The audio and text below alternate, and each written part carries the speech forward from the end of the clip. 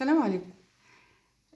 الفنان اللي صوته حلو قوي تامر عاشور عامل اعلان جديد في رمضان عن بنك مصر.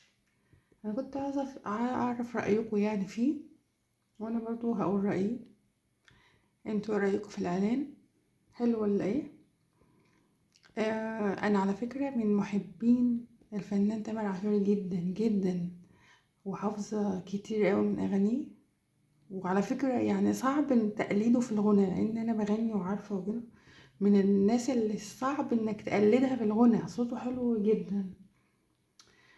بس مش عارفة يعني، مش عايزة حد يزعل مني. يعني انا بحب فنانة شيرين اوي في الاعلانات بتاعة رمضان، يعني في كذا كده حد بحبه في الاعلانات بتاع رمضان. بحس اللي ليه يعني حضور اكتر، يعني او يعني ليه فرحة كده اكتر. مش عارفة، يمكن عشان متعودش على الاعلان، جايز. بس هو في صوته حلو في كل حالاته والله.